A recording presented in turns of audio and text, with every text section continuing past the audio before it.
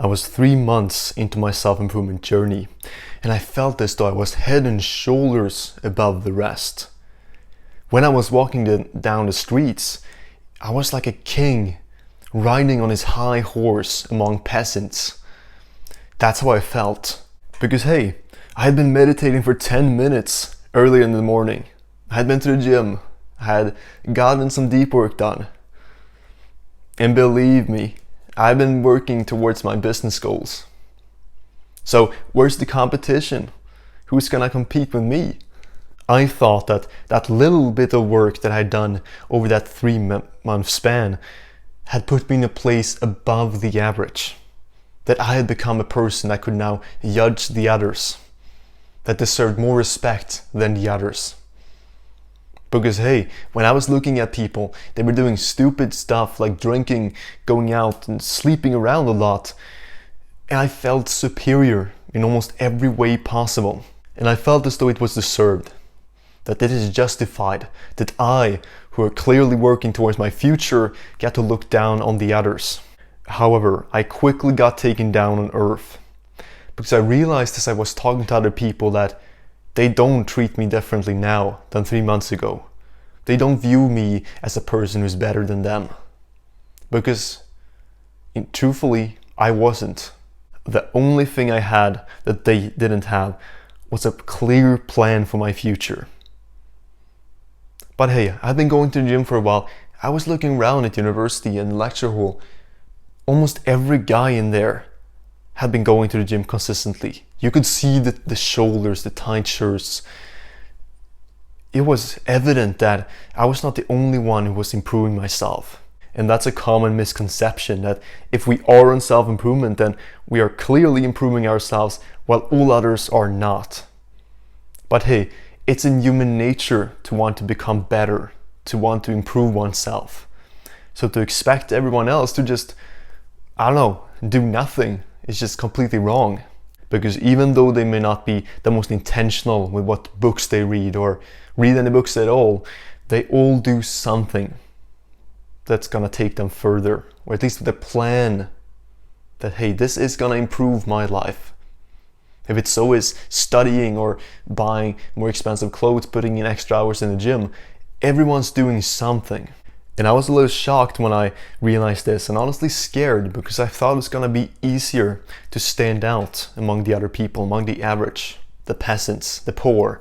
I did some thinking on this and realized that where this perception of the average had come from was from channels who had been watching years ago. Like this guy called Self-Improvement Pill, I think. Because he made some videos on, go to the gym, meditate, and so on. And that should put you above the average, above the rest. But that was an outdated view now. The picture I had of what the average was looked something like this. That here's the average. You can see here on a 1 to 10 scale of levels that you're in life. I thought the average was pretty low. Like nobody's going to the gym, nobody's doing anything to improve themselves. So therefore, by doing something, you're gonna beat those people. So this is you in my perceived reality, where you go to the gym, meditate, all these habits essentially, and you're gonna beat the peasants down here. However, if we factor in that, just go to your gym and the next time and look around you. You're gonna notice that there's a lot of people going to the gym. Like I'm going to the gym every single day. I still don't recognize people there. Because there's so many and so many different people going there. And all of them are young as well. And they've been going to the gym for a while. You realize that, hey, the competition is a lot more fierce, a lot more cutthroat than I had imagined. If we look at this once again, here's you're going to the gym doing these things. Doing that puts you on the average. How does this work? Well, because the assumption I'm making here is that if you are in self-improvement, and I talked about this in an earlier video, is that you're most likely behind the others when you start. And that's the whole reason you get into this stuff. If you are an average guy who gets some girls, who has an okay life, you're far less likely to get into this constant striving to improve. And so you're starting behind the others. So you have to do all these things that you thought you could do to get above the average. All those things you have to do just to get up to the average. That's been my experience as well, that hey, I was so behind everyone that now, even 1 year into my self-improvement, that hey, I'm just now starting to catch up. So the average is kind of the bar has been raised. It's no longer and this might have been the case 5 years ago, that oh, you just do these things. But now we're so aware of ourselves. We just go onto any social media platform, TikTok or whatever degenerate stuff you use, and you'll see that there's so much like skincare for men or gym tips for men. We're so aware now. Because we used to have this, oh, I don't really care about how I look. I don't really care about what I do, about my improvement. Let me play some video games. Let me be a nerd. But now with social media, we're just, not to mention the fact that self-improvement is just exploding in popularity. All that pushes the average, the bar upwards. A dark point about this is that, you see, I wrote down low value men here. Quotation mark, right? You know, these silly concepts. The distance, the gap between a low value man and the average wasn't that big before.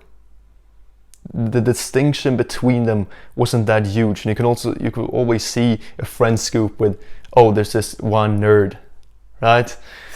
Now though, the gap is expanding. So we're having a whole group of men, they're just getting so behind in life that, let's be honest, I don't even know if they're gonna be able to catch up, even if they're spending the next 10 years working out and just fully focused on self-improvement. It's sad how reality has become. These are the lonely men, the 30-year-olds that just haven't got anything in life. These are the people in the news when they tell you that, oh, I don't know, 50% of men haven't been with a woman in a year. That's those people. So now you may be asking, how can I surpass the average? Because you're telling me that, oh, if I do all these basic stuff, I'm just gonna be average or around the average. Well, we need to dedicate our lives to this, and no rest days whatsoever. I'm not talking about not taking rest days in the gym. Obviously, you get that. But we need to be ferociously hunting. We need to be out there every single day and striving to improve as many areas as we can. To hyper focus on our goals. To not leave anything up to chance. Not playing with probabilities. But by just working so hard, being so incredibly disciplined that the future has no choice but to give you your desired future. Because hey, I could have continued to think that I'm better than everyone else. Like, oh, I'm meditating 10 minutes, peasant. I could have continued to think that and built my life around that without feeling this fear of getting behind again, because I realized how it really is. But honestly, is that a life I would have wished to live? Absolutely not. And you're just gonna get exposed as a fraud eventually. We may be a little disappointed that, oh, competition is so fierce, now I have to push so much harder. But take that as a challenge. Because the true high value men, they thrive in challenge. By looking around at other people and realizing that the competition is tough. Like this is not gonna be easy. You have to put out an outstanding performance day in and day out.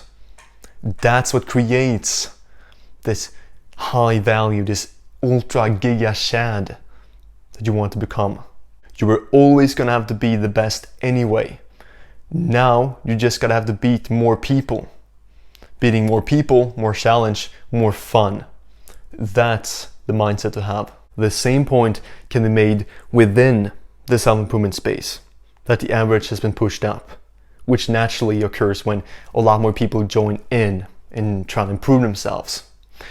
Because nowadays, if you really want to stand out among the people that want to stand out, the self-improvers, then it's not going to be enough to read Rich Dad, Poor Dad, to read How to Win Friends and Influence People.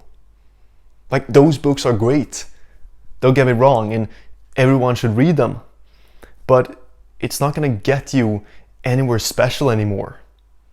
Because now they're so well known and everyone has essentially read them. So we need to find deeper knowledge. We need to find stuff that people haven't found. Unconventional advice. Because as you shouldn't do as the 99% of people do, you shouldn't follow the lead of the 99% in the self-improvement space. And this is going to be very confusing, right? Because you have people within the self-improvement space against the outsiders, and now you have to be an outsider from within. You have to look at what everyone's doing there, them talking about these books, and that, hey, the peasants don't read these.